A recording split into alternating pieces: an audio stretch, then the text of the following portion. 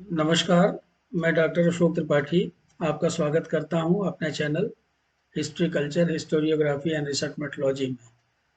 मित्रों, अभी 2-3 दिन पहले मैंने सिंधु घाटी की सभ्यता पर एक वीडियो डाली थी, वहां के टाउन प्लानिंग के ऊपर अर्थात नगर निर्माण योजना के ऊपर। उसी कड़ी में आज ये दूसरा भाग है, सामाजिक और आर्थिक जीवन। सैंधव सभ्यता के सामाजिक तथा आर्थिक जीवन के विषय में जो जानकारियां हमें मिलती हैं, वो इस सभ्यता से संबंधित ढेर सारे जो पुरास्थल हैं, उन स्थलों की खुदाइयों से मिली सामग्रियां जो हैं, वो उनसे हमें यह सूचना मिलती है कि वहाँ का सामाजिक जीवन कैसा था, वहाँ का आर्थिक जीवन कैसा था। मतलब ढेर सारे पुरास्थल हैं, जैसे तकरीबन जो है 400-500 के आसपास पुरास्थल हैं, जो कि भारत, पाकिस्तान, अफगानिस्तान तक फैले हुए हैं। तो इन खुदाइयों से मिली सामग्री से हमें महत्वपूर्ण सूचनाएं प्राप्त होती हैं। इन सामग्रियों से सिंधु सभ्यता के लोगों के रहन सहन, उनके वस्त्र आभूषण, आमोद प्रमोद, रीति रिवाज, कृषि व्यवस्था, व्यापार, उद्योग, कला कौशल आदि पर सम्यक प्रकाश पड़ता है। मोहनजोदड़ो से जो कंकाल हमें मिले हैं खुदाइयों में, जब उनका परीक्षण किया जाता है तो वहाँ 4 प्रजातियों के लोगों के होने का पता चलता है। जैसे कि आप अपने स्क्रीन पर देख सकते हैं, प्रोटो ऑस्ट्रोलॉइड या आद्य ऑस्ट्रोलॉइड, मेडिटेरेनियन अथवा भूमध्य सागरीय, मंगोलॉइड अथवा मंगोलियन और एल्पिनॉइड अथवा अल्पाइन। तो ऐसा प्रतीत होता है कि यह एशिया के विभिन्न भागों के लोगों का मिलन स्थल रहा होगा। यहाँ की मूर्ति कला से भी इस बात की पुष्टि होती है। यहाँ की मूर्ति कला को जब हम देखते हैं तो उनसे भी जो है हमें पता चलता है कि अलग अलग रेसेस के लोग जो है यहाँ पे रहते रहे होंगे। हालांकि 1-2 रेसेस के लोग जो है वो, उनके जो कंकाल हैं बहुत कम संख्या में मिले हैं, फिर भी ऐसा प्रतीत होता है कि यहाँ विभिन्न रेसेस के लोग रहते होंगे। तो ये आप देख सकते हैं कौन कौन से थे वो। मुख्य रूप से प्रोटो ऑस्ट्रोलॉइड, मेडिटेरेनियन अथवा भूमध्य सागरीय, मंगोलॉइड अथवा मंगोलियन, एल्पिनॉइड अथवा अल्पाइन। अब आइए हम बात करते हैं कि आखिर उनके जीवन यापन का आधार क्या था। तो जीवन का मुख्य आधार कृषि था, ये बड़े पैमाने पे किया जाता था। और खेती करने की उनकी वास्तविक प्रणाली क्या थी, उनकी तकनीक क्या थी, इसके विषय में आज कुछ कह पाना बड़ा मुश्किल है। इसके बारे में विशेष जानकारी उपलब्ध नहीं है। फिर भी अन्नागारों से प्राप्त गेहूं और जौ के दाने इस बात की पुष्टि करते हैं कि वे आ, अब जंगली जीवन से मुक्ति पा करके सभ्य हो चले थे। अर्थात इस पंक्ति पे आप ध्यान दीजिएगा कि वे अब जंगली जीवन से मुक्ति पाकर सभ्य हो चले थे। इसके पहले आप देखते हैं कि ये जो सभ्यता थी, सिंधु घाटी की जो सभ्यता थी, इसे हम कहते हैं चैल्कोलिथिक एज, अर्थात ये ताम्र पाषाण कालीन सभ्यता जो थी, ये उनके आखिरी चरणों में हम कह सकते हैं सिंधु घाटी की सभ्यता का विकास हुआ। तो पाषाण काल के समय में ज़्यादातर उनका जो जीवन था क्या था, वो जंगली जीवन था। लेकिन धीरे धीरे अब उन्होंने बहुत विकास कर लिया था, बहुत प्रगति कर ली थी, तो एक तरह से जंगली जीवन से उनको छुटकारा मिल गया था, वो सभ्य हो चुके थे। और आज भी उन क्षेत्रों में आप देखिए, भारत में पंजाब में, हरियाणा इत्यादि में गेहूं की प्रचुर मात्रा में खेती होती है। तो गेहूं के अलावा भी बहुत सारी फसलें वो लेते थे, जैसे सरसों, तिल, मटर, तरह तरह की दालें, तरबूज, खजूर, बेर, नींबू, अनार, नारियल। तो ये सारे जो ये फसलें जो थी, ये सारी, ये सब उनके भोजन का अंग थी। लोथल, रंगपुर, बालू तथा हुलास इत्यादि जो हैं, यहाँ पे अ, चावल उत्पादन की भी जानकारी प्राप्त होती है। तो सौराष्ट्र में लोथल से बाजरी की खेती के भी प्रमाण मिले हैं। इसके अलावा उनके भोजन में दूध, फल, भेड़ का मांस, सूअर का मांस, मुर्गा, घड़ियाल का मांस, गोमांस, कछुआ, ताजी मछली इत्यादि भी सम्मिलित थे। खुदाइयों में इन जानवरों के ढेर सारे अधजले ढांचे प्राप्त हुए हैं, जो निवास गृहों में और गलियों से प्राप्त हुए हैं। तो कहने का मतलब यह है कि उनको पका करके, उनको भून करके आग में उनका सेवन किया जाता रहा होगा। तो आप देख सकते हैं कि जो मुख्य फसलें थी, जो सेरेल्स थे, गेहूं और जौ थे, साथ साथ मैंने आपको बताया सरसों, तिल, मटर, दालें, तरबूज, खरबूज, बेर, नींबू, अनार इत्यादि भी उनका अनाज के साथ ये सब भी सेवन किए जाते थे। चावल जिन स्थलों से मिला है, आपको उसको मैं हाईलाइट कर रहा हूँ, आप देख लीजिए। लोथल, रंगपुर, बालू तथा हुलास, ये 4 स्थल ऐसे हैं जहाँ हमें चावल की भूसी, या जिसे राइस हस्क कहते हैं आप, धान की भूसी, ये मिली है, चावल के दाने इत्यादि मिले हैं। तो इससे पता चलता है कि ये लोग चावल का भी सेवन करते थे। इसके अलावा आप देखिए, दूध, फल, भेड़ का मांस, सुअर का मांस, मुर्गा, घड़ियाल का मांस, गोमांस, कछुआ, ताजी मछली आदि भी उनके भोजन में सम्मिलित थे। तो खुदाइयों में कैसे हमें पता चलता है? पता चलता है कि खुदाइयों में इन जानवरों के अधजले ढांचे हमें प्राप्त हुए हैं, जगह जगह से, घरों के अंदर से, किचन में, गलियों में। तो इससे पता चलता है कि इन सब चीज़ों का सेवन किया जाता था। जानवर भी पालते थे वो लोग, और साथ ही साथ हमें जंगली जानवरों के बारे में भी जानकारी प्राप्त होती है। वहाँ से जो मुहरें इत्यादि मिली हैं, उन मुहरों पे, और जो मिट्टी के खिलौने इत्यादि मिले हैं, उन खिलौनों से हमें पता चलता है कि उन्हें पालतू और जंगली दोनों तरह के जानवर की जानकारी थी। पालतू जानवर तो जैसे आप देखिए, कुबड़ वाले बैल, भेड़, हाथी, भैंस, गाय, सुअर, ऊंट, गधा, कुत्ता, बिल्ली आदि इत्यादि जो है ये थे। इनके ढांचे हमें खुदाई में मिले हैं। अब मोरों के ऊपर नंदी बैल जैसी आकृति से ऐसा प्रतीत होता है कि संभवतः ये एक पवित्र जानवर रहा होगा। आज भी आप देखिए कि शिव मंदिरों के बाहर नंदी बैल की आकृति बनी रहती है, और ये बहुत पवित्र जानवर माना जाता है। आजकल तो इसको भगवान शिव की सवारी माना जाता है। तो ऐसा प्रतीत होता है कि सैंधव काल से ही नंदी बैल की पूजा इत्यादि प्रारंभ हो गई थी। हंगरी के एक पुरातत्वविद ने सुरकोटदा में घोड़े की हड्डियां प्राप्त की थी।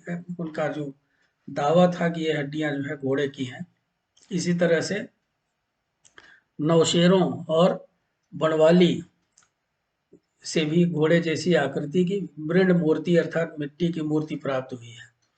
तो पुरातत्वविदों का मानना है कि सैंधव सभ्यता के लोग घोड़े नहीं पालते थे, क्योंकि ज़्यादातर हमें यही पढ़ाया जाता है, यही पढ़ाया जाता रहा है कि सैंधव सभ्यता के लोग घोड़े नहीं पालते थे।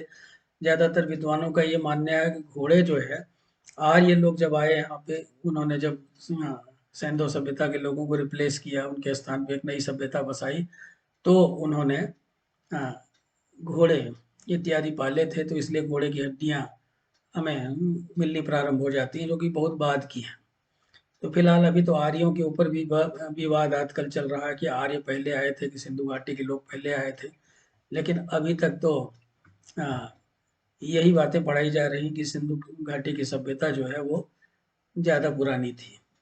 फिलहाल ये बहस का विषय है, अभी हम यहाँ पे इस बहस में नहीं पढ़ते हैं। हम यही मान के चलते हैं कि सिंधु घाटी की सभ्यता के लोग जो थे वो, हो सकता है उनको घोड़े की जानकारी रही हो, उन्होंने देखा हो, लेकिन घोड़े पालते नहीं थे वो। इनके अलावा बंदर, भालू, खरगोश, गवल, गैंडा, चीता, नेवला, गिलहरी, तोता, मोर तथा मुर्गी आदि की जानकारी भी उनको थी। तो अब आप देखिए, मैंने इसको हाईलाइट कर दिया। आप देख सकते हैं कि जीवन का मुख्य आधार कृषि था। गेहूं, जौ की खेती होती थी।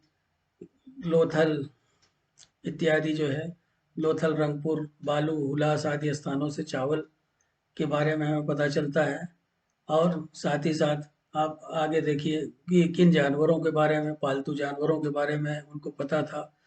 फिर घोड़े इत्यादि के बारे में भी उनको जानकारी रही होगी, ये विश्वास के साथ कहना कठिन है। तो यही मान के चला जाए कि घोड़ा जो है वो नहीं पालते थे। तो फिलहाल मित्रों, अब आप देखिए कि ये आपने देख ही लिया, एक बार फिर से देख लीजिए क्या। हंगरी के एक पुरातत्वविद ने सुरकोटदा में घोड़े की हड्डियां प्राप्त की थी, ऐसा उसने दावा किया था। नैशेरम और बलवाड़ी बड़वाली, सॉरी, ये हरियाणा में है बड़वाली, तो आप देख सकते हैं बनवाली भी कहते हैं इसे। तो यहाँ से घोड़े की मिट्टी की आकृति प्राप्त हुई है। अब ये कहा नहीं जा सकता वो आकृति घोड़े की है या क्या है, लेकिन लगती घोड़े जैसी है। तो इसके आधार पे कुछ लोगों ने दावा किया था कि शायद वो जानते रहे होंगे, लेकिन ज़्यादातर लोगों का यही मानना है कि घोड़े नहीं पालते थे। अब आइए हम बातचीत करें सैंधव सभ्यता के लोगों के वस्त्र और आभूषण, कि वो किस तरह के कपड़े वगैरह पहनते थे। तो इसके पहले की जो सभ्यता थी, यानी कि जो पाषाण कालीन सभ्यता थी, उस समय हमें वस्त्रों वगैरह के विषय में जानकारी नहीं प्राप्त होती ज़्यादा, लेकिन सैंधव सभ्यता के लोग वस्त्र पहनते थे। हमें यद्यपि वस्त्र का कोई नमूना हमें नहीं मिलता है, और इसके लिए केवल मूर्तियों आदि के ऊपर ही हमें निर्भर रहना पड़ता है। यानी जो मूर्तियाँ खुदाइयों में प्राप्त हुई हैं, तो उन मूर्तियों में हम देखते हैं कि उनको कपड़ा पहनाया गया है, और किस तरह से वो कपड़ा वगैरह पहने, तो उसी से हमारा अनुमान होता है। अब जैसे सेलखड़ी से बनी एक मूर्ति से अनुमान होता है कि 2 वस्त्रों का प्रयोग होता था। शॉल जैसा एक वस्त्र अ, बाएं कंधे के ऊपर तथा दाएं कंधे के नीचे लपेटकर धारण किया जाता था। आज भी आप देखिए बहुत सारे लोग साधु सन्यासी इसी तरह से लपेट करके पहनते हैं, जो लोग सिले हुए कपड़े नहीं पहनते। तो इसे ऊपरी वस्त्र कहा जा सकता है। इसके अलावा नीचे पहना जाने वाला वस्त्र जो था, जो आजकल की धोती की तरह ही था, जो शरीर के साथ एकदम सटा कर पहना जाता था। तो स्त्रियों की वेशभूषा भी लगभग ऐसी ही थी। कपड़े जो है वो रुई के बने होते थे और ऊन के भी बने होते थे। चूंकि भेड़ का पालन करते थे, तो भेड़ के बाल काट करके उससे ऊन बना लेते थे। तो इस तरह से वस्त्र आभूषण इत्यादि के बारे में, वस्त्र जो था विशेष करके उनके बारे में आपको बताया। अब आप देखिए, धनी और निर्धन दोनों तबके के लोग जो थे वो आभूषण पहनते थे, आभूषण प्रिय थे। विभिन्न प्रकार के मूल्यवान और कुछ लोग इंफीरियर मटेरियल के जो गहने थे, जैसे कम मूल्यवान धातुओं तथा पत्थरों के आभूषण अपनी सामाजिक स्थिति के अनुसार पहनते थे। यानी उच्च वर्ग के लोग थे तो उनके गहने ज़्यादा कीमती धातुओं के थे। इसी तरह से मध्य वर्ग के लोग या निम्न वर्ग के लोग थे, तो वो जो गहने पहनते थे वो थोड़ा इंफीरियर मटेरियल के होते थे। स्त्रियां अपने सर को सजाने के लिए जो है एक तरह का शिरावरण पहनती थी, जो कि पंखे के आकार का होता था। और गहने जो बनाए जाते थे वो सोने, चांदी, तांबा, गोमेद, सेलखड़ी, कार्नेलियन, सूर्यकांत आदि कीमती पत्थरों के आभूषण बनाए जाते थे। तो सोना, चांदी, तांबा ये सब तो धातुएं हैं। बाकी आप देखिए ये कीमती पत्थर हैं जिनसे गहने बनाए जाते थे। और गहने कौन कौन से थे तो आप अपनी स्क्रीन पे देख सकते हैं। बाली, जो कान में पहनने वाली बाली थी, बाजूबंद, अंगूठी, हार, पायल, पैरों की, माथे में एक तरह की पट्टी गहने की बांधते थे, फीता इत्यादि का प्रयोग होता था। हाँ, एक बात ध्यान रखने की है कि नाक की कील पहनने का रिवाज संभवतः नहीं था, क्योंकि खुदाइयों में हमें नाक की कील नहीं मिलती है। इसके अलावा मित्रों, हेयर ड्रेसिंग के क्षेत्र में उस काल के लोग आजकल के लोगों से समानता करते थे। हेयर ड्रेसिंग का बड़ा फैशन था, क्योंकि जो मूर्तियां हमें मिली हैं, जैसे बहुत सारी खंडित मूर्तियां हमें मिली हैं, तो उसमें ये देखा जाता है कि बाल जो है वो बड़े करीने से अ, कंघी किए गए हुए हैं। पुरुष और स्त्री समान रूप से लंबे बाल रखते थे। मूछ रखने का रिवाज कम था। अब जैसे ऐसी हमें मूर्तियां मिली हैं जिनमें मूछ नहीं है लेकिन दाढ़ी है उन पर, तो इस तरह से पुरातत्वविदों का अनुमान है कि मूछ रखने का रिवाज कम था, पर छोटी छोटी दाढ़ियां रखने का रिवाज था। केश या बाल को संवार करके पीछे की ओर बांध दिया जाता था, और मांग भी निकाली जाती थी। मांग प्रायः बीच में ही निकाली जाती थी, जैसा कि उस काल की मिली मूर्तियों इत्यादि से हमें पता चलता है। उसके अलावा मित्रों, शेव वगैरह भी करते थे लोग, क्योंकि हमें कांसे के बने हुए रेजर या छुरा, जिससे कि आपने देखा होगा नाइयों का उस्तरा जिसे कहते हैं, तो कांसे के बने हुए रेजर अथवा उस्तरे, कंघी, तेल, काजल इत्यादि जो है, ये सब भी हमें प्राप्त होता है, तो लोग इनका भी प्रयोग निश्चित रूप से करते रहे होंगे। उसके अलावा देखिए, सैंधव सभ्यता के लोग जो थे वो बहुत ही श्रृंगार प्रिय थे। श्रृंगार और श्रृंगार प्रसाधनों का भी पता चलता है। हड़प्पा से एक श्रृंगार दान मिला है, और जैसे आजकल होता है श्रृंगार दान, जिसमें कॉस्मेटिक्स आइटम्स वगैरह रखे जाते हैं। स्त्रियां जो है काजल, स्नो, तेल आदि का प्रयोग करती थी, ये मैंने आपको पिछली स्लाइड में भी बताया। तांबे और कांसे की छोटी छोटी छड़ें मिली हैं, और इन छड़ों की विशेषता ये है कि इनके सिरे गोल हैं और पॉलिश किए हुए हैं। तो इससे पुरातत्वविद ये अनुमान लगाते हैं कि संभवतः इनका प्रयोग श्रृंगार के लिए, प्रसाधन के लिए ही होता रहा होगा। अब जैसे आजकल भी आप देखिए, औरतें जो है वो इस तरह की सीख से कलर वगैरह लगाती हैं, या सीख से जैसे मांग में सिंदूर वगैरह लगाना, तो निश्चित रूप से ये जो छड़ें हैं इनका उपयोग भी आ, कुछ न कुछ प्रसाधन के लिए ही होता रहा होगा। ड्रेसिंग टेबल जैसे फर्नीचर भी मिले हैं, और शीशे लगे हुए मेज मिले हैं। तांबे का दर्पण और तांबे की कंघियां भी मिली हैं। तो इनसे पता चलता है कि इस काल के लोगों का जो ड्रेसिंग सेंस था वो बहुत अच्छा था, यानी कि लोग श्रृंगार प्रिय थे और श्रृंगार प्रसाधनों का प्रयोग करते थे, और भी जो उपकरण थे श्रृंगार के लिए उनका भी उपयोग करते थे। तो आप देख सकते हैं कि ये आप याद रखिए, काजल, स्नो और तेल। अब स्नो स्नो जो है वो चेहरे में लगाने की एक तरह की क्रीम होती थी, जो कि वो संभवतः वहां पे वो किसी न किसी चीज से बनाते रहे होंगे, जिससे कि चेहरे को अ, फटने से बचाया जा सके, चेहरे को चिकना रखा जा सके। मित्रों, मोहनजोदड़ो में गृहस्थी के अनेक सामान मिले हैं, जो मिट्टी के हैं, पत्थर के भी हैं और धातुओं के भी बने हुए हैं। अब जैसे मिट्टी के ढेर सारे बर्तन मिले हैं, पत्थर के भी निर्मित कुछ बर्तन हैं, उपकरण हैं, धातुओं से बहुत सारी चीज़ें बनी हुई हमें मिली हैं। उस जैसे गृहस्थी के सामान बहुत सारे धातुओं के बने हुए हैं, खाने पीने के बर्तन हैं। अभी आगे आप अपने स्लाइड में इसमें पढ़ सकते हैं कि ऐसा प्रतीत होता है कि गृहस्थी के सामानों के निर्माण में अब पत्थर का स्थान कांसे और तांबे ने ले लिया था, यानी कि पाषाण युग से, यद्यपि ये सभ्यता जो थी ताम्र पाषाण कालीन सभ्यता कही जाती है, चैल्कोलिथिक एज की सभ्यता कही जाती है, लेकिन धीरे धीरे अगर सिंधु घाटी की सभ्यता के जो स्थल हैं वहाँ खुदाइयों में जो सामान मिले हैं उनको देखा जाए तो पता चलता है कि पत्थर का स्थान कांसे और तांबे ने ले लिया था। रसोई में प्रयोग होने वाले अनेक बर्तन मिले हैं।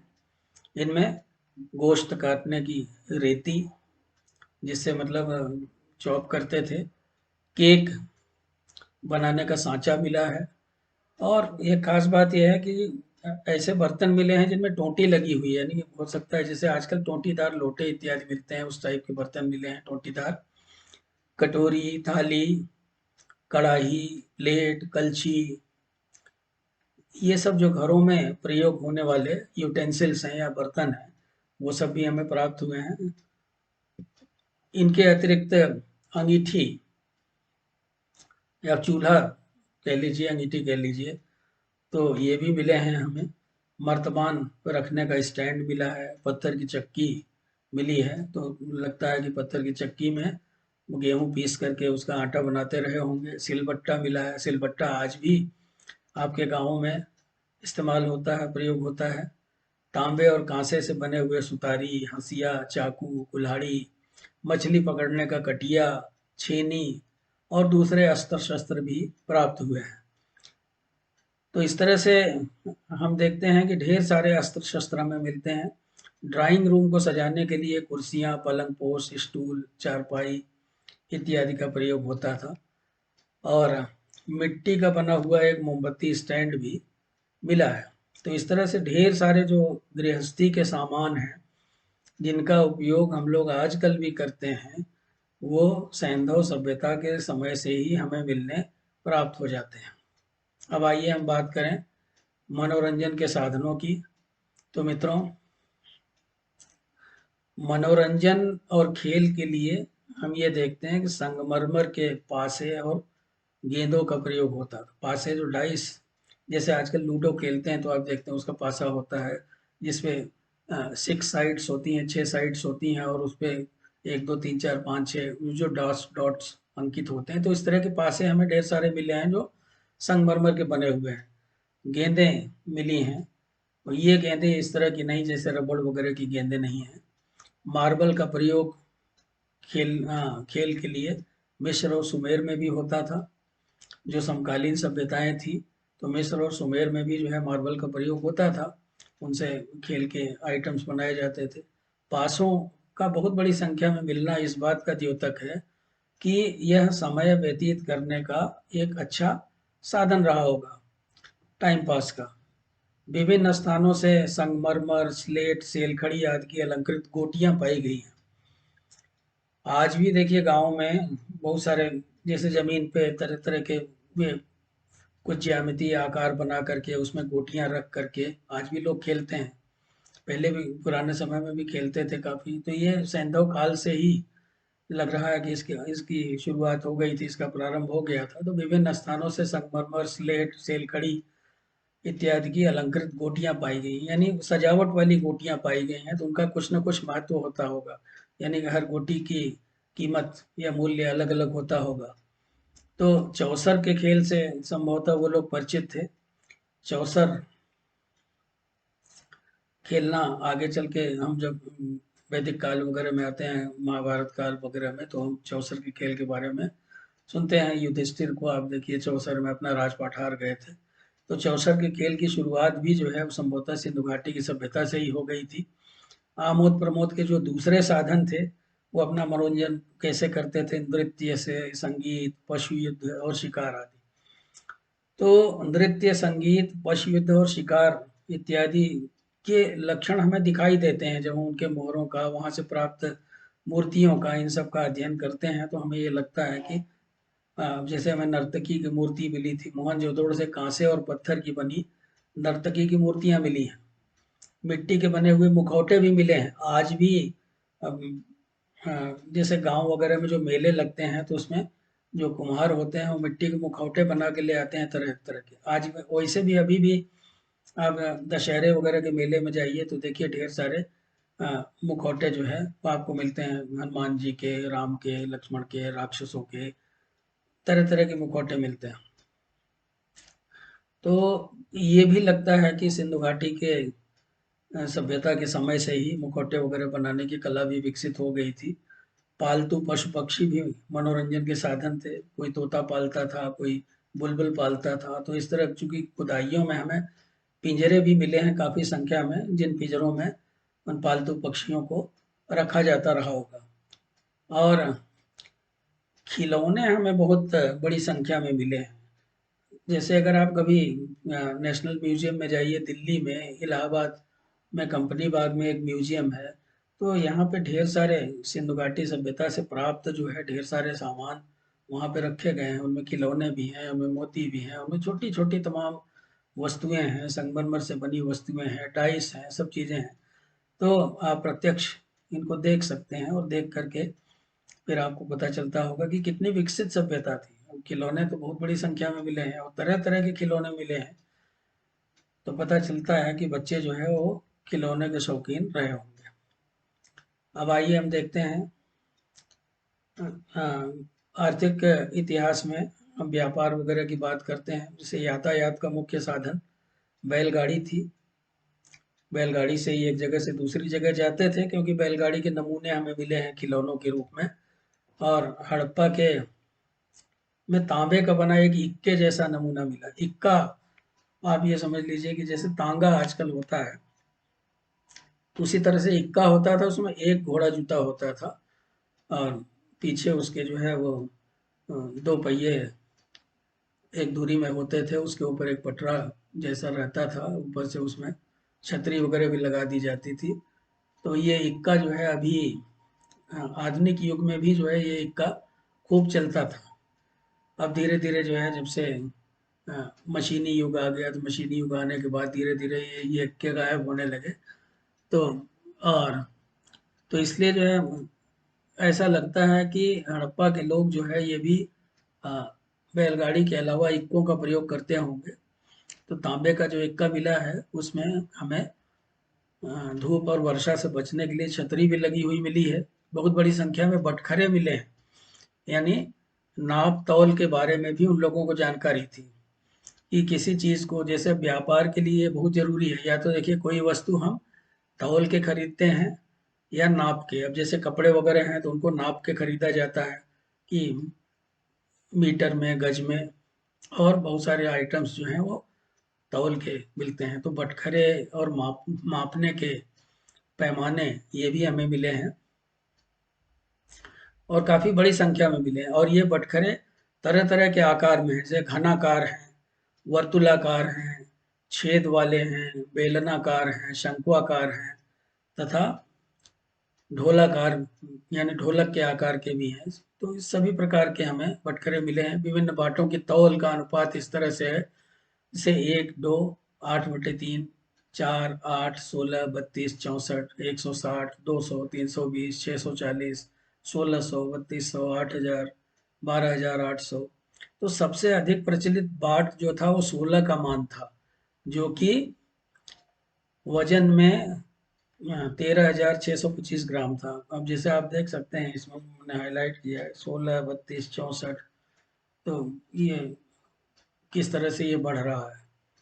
लंबाई नापने का पैमाना क्या था ये कहना कठिन है, लेकिन ऐसा लगता था कि वो लोग कुछ स्केल जैसी चीज़, जैसे आजकल स्केल होती है, स्केल हम लकड़ी के स्केल, प्लास्टिक के स्केल या धातुओं के स्केल आजकल हम इस्तेमाल करते हैं।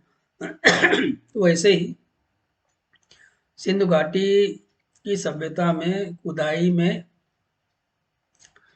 प्राप्त कुछ नमूनों के आधार पर ऐसा प्रतीत होता है कि मोहनजोदड़ो और हड़प्पा के लोग फुट तथा हाथ से नपाई दोनों पद्धतियों से परिचित रहे होंगे। अब जैसे आजकल भी कहते हैं कि वे कितने हाथ हाथ से नापते हैं। बहुत सारे लोग गांव वगैरह में 4 हाथ, 5 हाथ, 6 हाथ, 10 हाथ ऐसे करते हैं। तो हाथ से नापने की परंपरा बहुत पुरानी थी। साथ ही साथ किसी पैमाने से नापने की परंपरा, पैमाना मतलब स्केल, स्केल से नापने की परंपरा भी थी ऐसा लगता है। अब मोहनजोदड़ो से एक सीप का स्केल मिला है, सीप को बना हुआ पैमाना मिला है जो कि टूटा फूटा है, खंडित है, लेकिन इसको जोड़ते हैं तो इस पे बराबर दूरी पर 9 निशान बने हैं। जैसे स्केल में हम देखते हैं आजकल की बराबर दूरी पर निशान बने रहते हैं। जैसे 12 इंच का स्केल है तो बराबर बराबर दूरी पे 12 निशान बने रहते हैं। तो वैसे ही जो सीप का पैमाना मिला है उस पे भी निशान बने हुए हैं। इसी तरह से लोथल, जो कि गुजरात में स्थल है, तो लोथल से हाथी दांत का एक पैमाना मिला है जो मोहनजोदड़ो से थोड़ा अलग प्रकार का है। तो इस तरह से नाप तौल में भी वो लोग प्रवीण थे और बटखरे और पैमानों का उपयोग किया करते थे। आइए अब हम जानते हैं थोड़ा सा अ, दवाओं के विषय में, बीमारियों के विषय में। लोगों के द्वारा प्रयोग की जाने वाली दवाओं के विषय में हमें बहुत कम पता है। फिर भी खुदाइयों में हमें शिलाजीत के समान एक पदार्थ मिला है और ऐसा प्रतीत होता है कि इसका उपयोग बदहजमी, मधुमेह तथा लीवर आदि की बीमारियों के उपचार में किया जाता रहा होगा। जैसे शिलाजीत पत्थरों से निकाला जाता है, तो संभवतः इसकी कला उन्हें मालूम रही होगी और तरह-तरह की बीमारियों के उपचार में इसका उपयोग किया जाता था। इसी तरह से समुद्री मछलियों की कुछ हड्डियाँ मिली हैं, जो कि मिट्टी के बर्तनों में रखी हुई हैं। तो उनके रखने के तरीके से ऐसा प्रतीत होता है कि इनका विशेष उपयोग होता होगा। तो संभवतः इनका उपयोग दवाई बनाने के लिए किया जाता होगा। आज भी हड्डियों से बहुत सारी दवाएँ बनती हैं। ऐसा अनुमान है कि इनका प्रयोग नाक, कान, गला, आँख, चर्म और मतलब चर्म रोगों के इलाज के लिए होता रहा होगा। इसी तरह से हरिण के सींग, मूंगी और नीम के पत्तों का उपयोग भी संभवतः औषधियों के रूप में प्रयुक्त होता था। तो ये सारी वस्तुएं आज भी आयुर्वेदिक दवाओं के रूप में प्रयुक्त होती हैं। तो इस प्रकार औषधि विज्ञान के विकास को हम सैंधव सभ्यता के समय से ही रेखांकित कर सकते हैं। यानी सैंधव सभ्यता के समय से ही मेडिकल साइंस डेवलप होने लगा था, औषधि विज्ञान भी डेवलप होने लगा था, क्योंकि उपचार के लिए बहुत सारी चीज़ों का इस्तेमाल होता था। तो हम कह सकते हैं कि ये एक तरह से जैसे आजकल आयुर्वेदिक दवाओं में इन सब चीज़ों का उपयोग होता है, तो वैसे ही सैंधव सभ्यता के काल में भी होता था। अब हम इनके हथियारों की बात करें मित्रों, तो देखिए धनुष, बाण, परशु, भाले, कटार और पत्थर फेंकने वाले फंदे। तो इनके प्रमुख औजार कौन से थे, प्रमुख हथियार कौन से थे? तो आप स्क्रीन पे अपने देख सकते हैं। धनुष बाण, परशु यानी फरसा, भाले, कटार और पत्थर फेंकने वाले फंदे सैंधव निवासियों के प्रमुख हथियार थे। परंतु आत्मरक्षा के लिए शिरस्त्राण का प्रयोग इन्हें, यानी जो हेलमेट लगाते थे योद्धा लोग आत्मरक्षा के लिए, शिरस्त्राण का प्रयोग इन्हें नहीं मालूम था। तो इससे ऐसा प्रतीत होता है कि यह एक शांति प्रधान सभ्यता थी। मतलब they were peace loving people. Indus people were peace loving people. क्यों? क्योंकि बहुत ज्यादा मात्रा में हथियार नहीं मिले हैं, हथियार इतने कम मात्रा में मिले हैं कि ऐसा लगता है कि इनका उपयोग केवल आत्मरक्षा के लिए किया जाता था, इसलिए थोड़े बहुत हथियार रखे गए थे। कोई सेना वगैरह होने का कोई प्रमाण हमें नहीं मिलता है। अगर सेना होता तो हथियारों का जखीरा भी मिलता, ढेर सारे हथियार मिलते। कोई ऐसी जगह तो निश्चित रूप से मिलती जहां हथियार इकट्ठे करके रखे जाते थे, लेकिन ऐसा कुछ भी नहीं मिला है। तो ऊपर वर्णित हथियारों का प्रयोग आत्मरक्षार्थ ही होता होगा।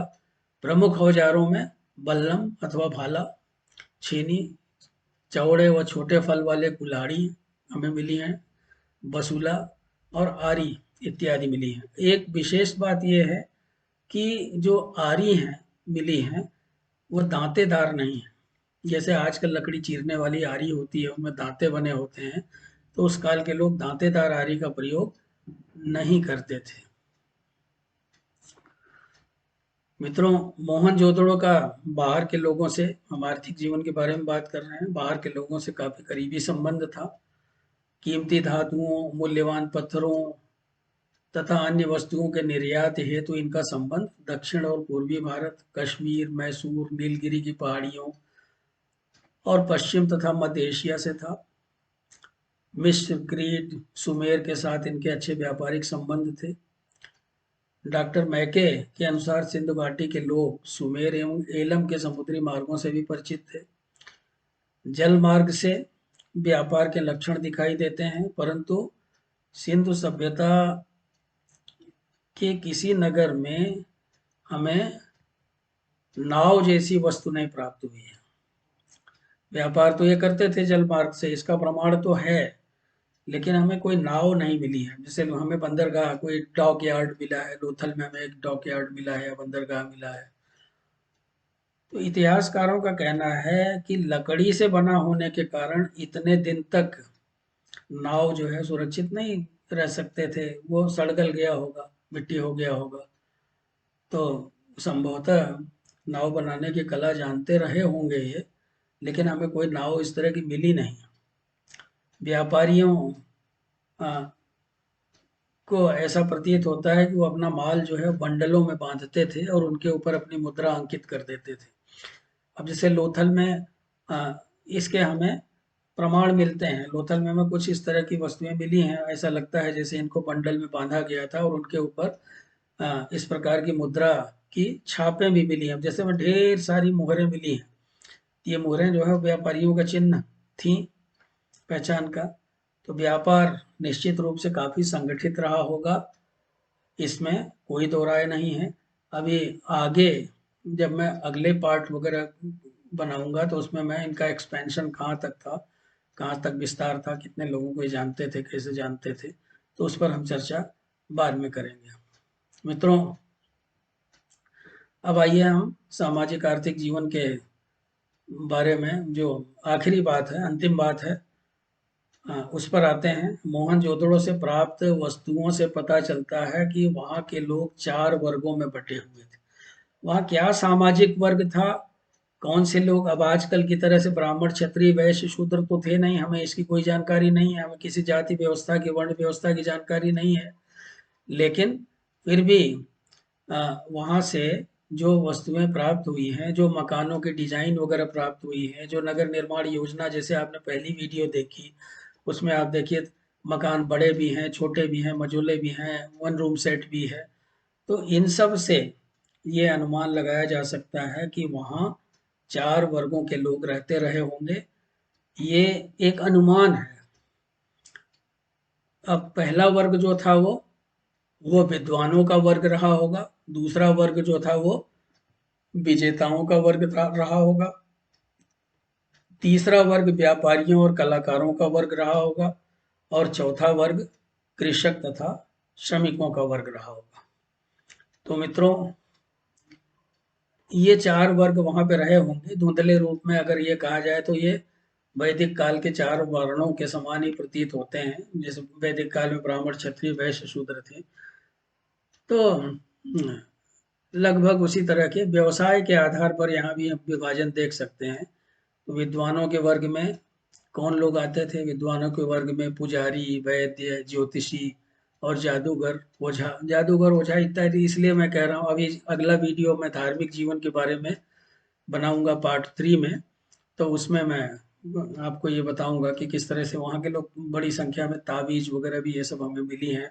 तो ऐसा लगता है कि वहाँ पे ओझा, तांत्रिक इत्यादि भी रहते थे।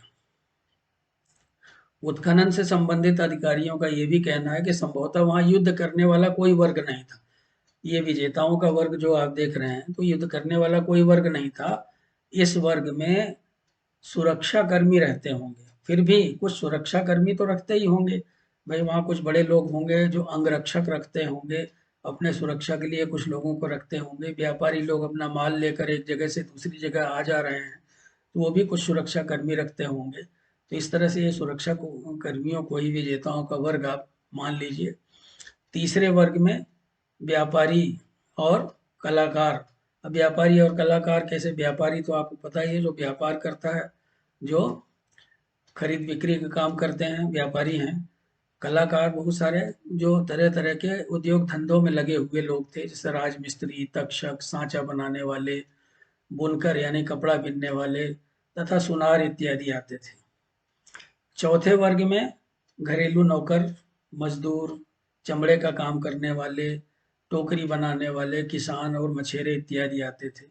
तो इस तरह से हम देखते हैं तीसरा वर्ग जो था बुनकरों का, क्योंकि आपको पता है कि सिंधु घाटी की सभ्यता में कॉटन की खेती होती थी, कपास की खेती भी होती थी, इसके चिन्ह हमें मिले हैं। और तो निश्चित रूप से कपास से वो लोग सूती कपड़े बनाते रहे होंगे, और मूर्तियां वगैरह को जो कपड़े वगैरह पहनाए गए हैं, तो उनसे हमें पता चलता है। तो निश्चित रूप से बुनकरों का एक वर्ग वहाँ पे रहा होगा जो कपड़ा बनाता होगा। मकान बनते थे, इतना सुंदर नगर योजना है तो राजमिस्त्री होंगे ही।